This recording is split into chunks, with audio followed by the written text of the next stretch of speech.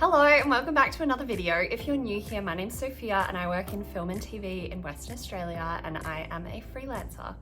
At the moment, I'm currently working on a feature film, so I am getting paid weekly and I wanted to do a bit of a payday routine of my strategy for what I do when I get paid and how to sort of future-proof myself for the months that I might not be having as much income. So let's get into it. So first up, I thought I'd give you a little bit of context about what I actually do and how I get paid in film and TV and, how the sort of pay scale works for these sorts of jobs. So I'm working on a feature film at the moment. It is a low budget, so I'm working as a production coordinator, and this role is the person who's in charge of sort of all of the cast, all of their contracts, getting the information to the cast, and then also doing the call sheets every day with the second AD. So I work primarily in the office. I don't generally have to go out to set that often. This week I will be going out to set, which should be good fun because I have to actually step up to be assistant production manager, which is really exciting to be able to do that role and try something new, but then also I get a bit of a pay bump for that, so that's excellent news. On a low budget feature, you can generally expect to get paid award rates, specifically for these ones in WA, which are the West Coast Visions Initiative. These are first time film directors and they're quite low budget, so you don't really get to fight for a specific rate. You just sort of get what you're given, and it's just a really good opportunity to build another credit in the role that you're doing. And so on this one, I'm getting paid $1,770 a week. And then that's for a 50-hour week, and obviously any overtime or night loadings will get paid on top of that. I do also get superannuation and holiday pay, so those are just added on top and paid separately. So I will go into how I sort of budget this and what I do to prepare myself for future upcoming expenses and how I sort of break it down in my budget spreadsheet.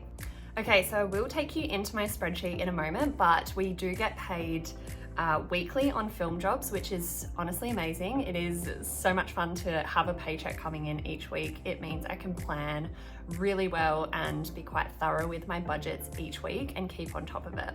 So what I do, we get paid on a Thursday, and so anytime my payslip comes in, I will save that payslip to a specific folder on my computer.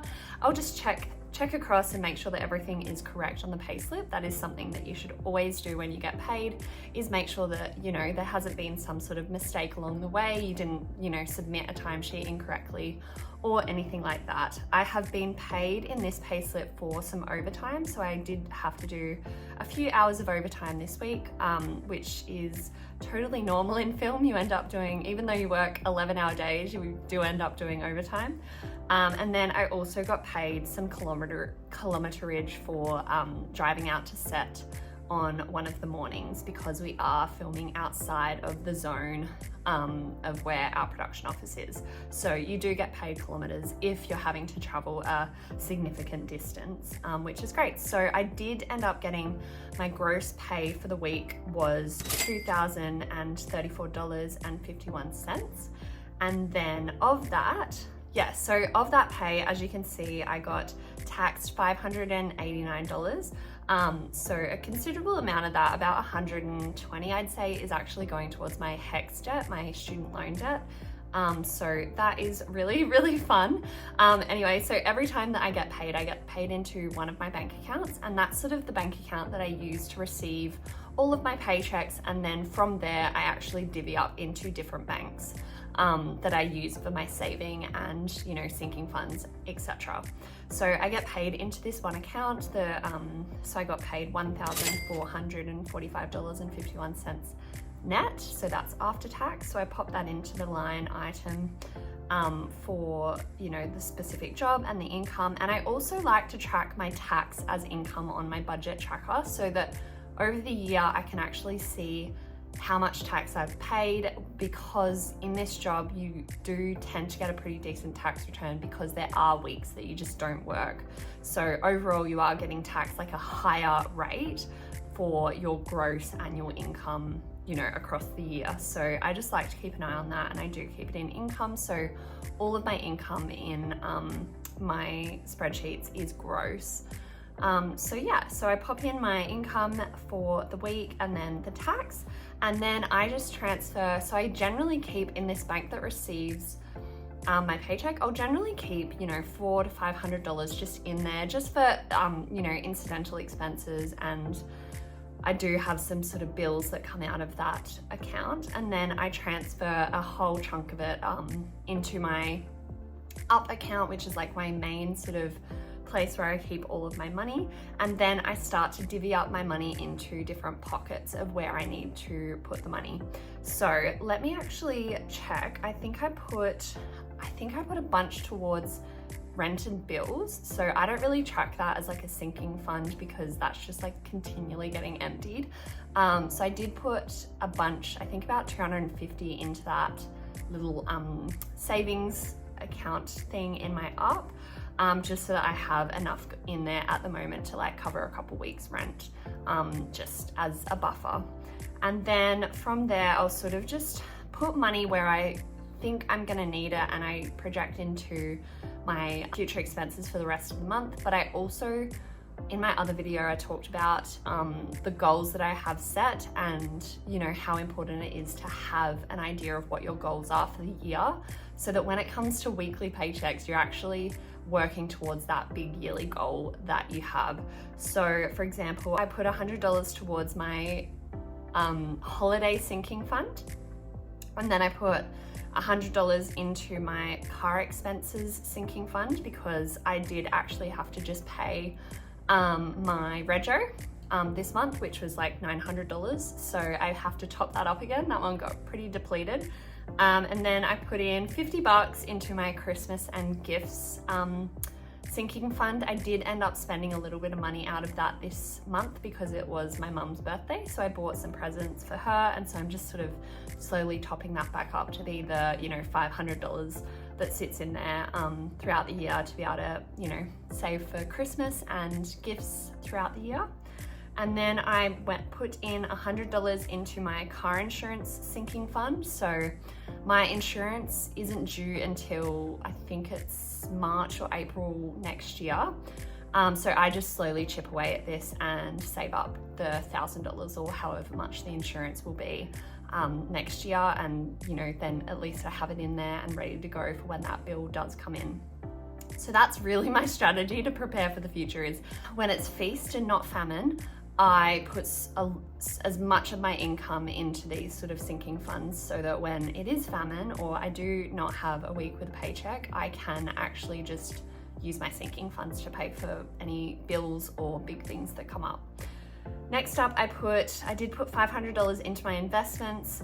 So I invest in mostly ETFs. For the most part, that's sort of where I've been focusing my money the past year, I'd say. I've really been just putting it into very stable ETFs like the S&P 500, etc. Obviously, I'm not a financial advisor, so invest where you see fit, if it fits within your budget. It is a huge priority for me, and this month I have actually invested a really good amount. I'll take you over to my savings. So I have saved over $4,000 just this month. So I do end up saving, I'd say, over 50% of my income by the end of the month, which isn't like, that's not strange for me. I am a very big saver. I don't try to have that many expenses. And so I have actually invested so far this month $1,720, which is pretty good for me. I think that is that's actually over my goal for the month. My monthly goal is about 1,666, I think, because I did want to invest $20,000 across 2024. So I put $500 into investments, and then I put $200 into my house savings account. This is in an external bank that has a better and higher interest rate, so I'm getting quite a good amount of interest on this this account, so that is great. And my emergency fund is also in that bank, so I put $200 into my emergency fund. I'm currently trying to build it up to be $10,000, and I'm really close. So it's just over $9,000 at the moment, I believe. So I don't actually have that much longer to go until that one's fully topped up and ready to go if I have any emergencies. So that is how I broke up my pay slip. I've just got money in pockets where I need it. For example, I do have a sinking fund that's just for like groceries and food expenses. So that's sitting around $1,000 just in there that I've sort of built up. I put a lot of per diems into that when I worked away in Broome this year. So we were receiving per diems, which is about $580 a week when you work away from home. I always just stash it into a sinking fund, and then I will use that when I'm, you know, at home and not working on a job where I get per diems. So that is my strategy for how I end up paying for, like, you know, the week to week expenses. But all of these sinking funds and savings are, you know, working towards those bigger expenses that will come up later, and, you know, my goals of being able to go on a really great holiday and things like that.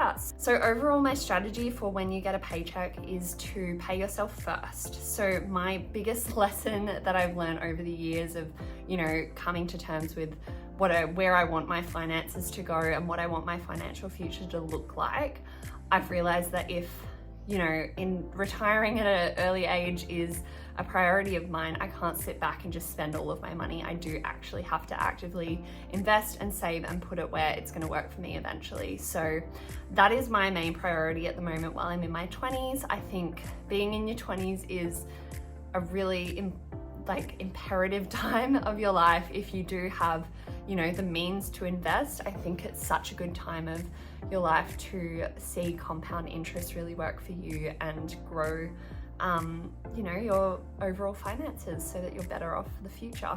I hope you enjoyed, and I look forward to sharing more videos like this about, you know, being transparent with money. I absolutely love financial transparency, and I think it's really helpful to be able to watch other people's videos that share how they, you know, manage their own money. It is obviously very personal to people, and, you know, my method might not work for you, so, you know, do what works best for you. But yeah, I hope you have a wonderful day and you have a really successful financial future.